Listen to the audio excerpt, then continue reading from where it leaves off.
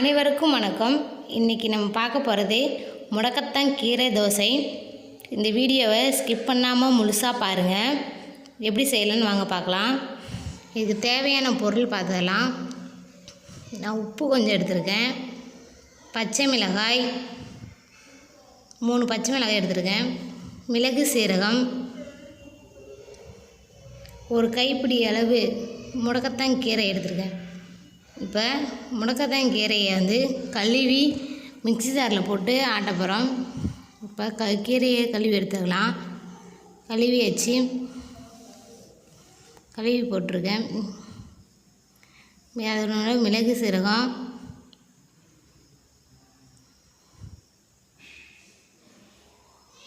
அதுக்கப்புறமா காரத்துக்கு 3 மிளகாவும் கொஞ்சோண்டு உப்பும் போட்டிருக்கேன். இப்போ அரைச்சி எடுத்துக்கலாம். அரைச்சி பேஸ்ட்டாக நம்ம எடுத்துக்க போகிறோம். இப்போ பாருங்கள், அரைச்சி எடுத்தாச்சு. இதான் பேஸ்ட்டு. இந்த அளவுக்கு அரைச்சி எடுத்துக்கோங்க.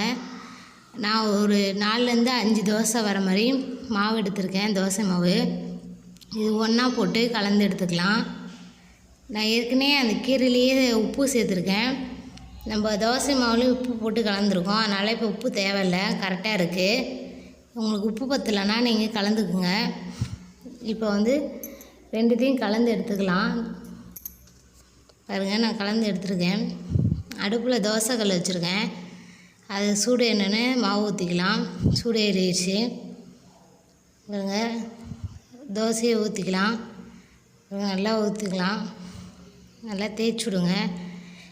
இந்த தோசையை அடிக்கடி நீங்கள் சாப்பிடுங்க. மூட்டு வலி, உடம்பு வலி உள்ளவங்களுக்கு இந்த கீரை ரொம்ப பயனுள்ளது. சுற்றிக்கு எண்ணெய் நல்லா விடுங்க, அப்போ தான் சீக்கிரமாக வேகும்.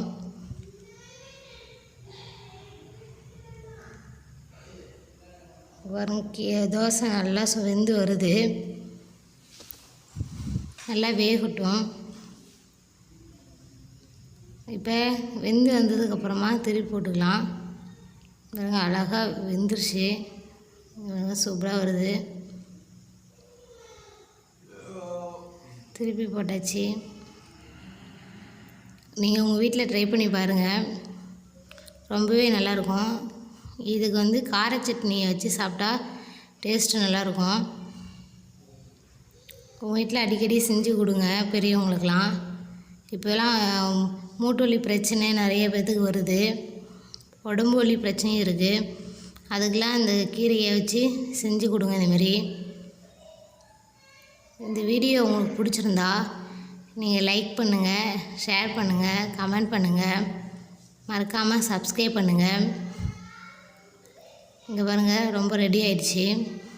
மீண்டும் சொல்கிறேன், லைக் பண்ணுங்கள், ஷேர் பண்ணுங்கள், கமெண்ட் பண்ணுங்கள், மறக்காமல் சப்ஸ்கிரைப் பண்ணுங்கள். தேங்க்யூ.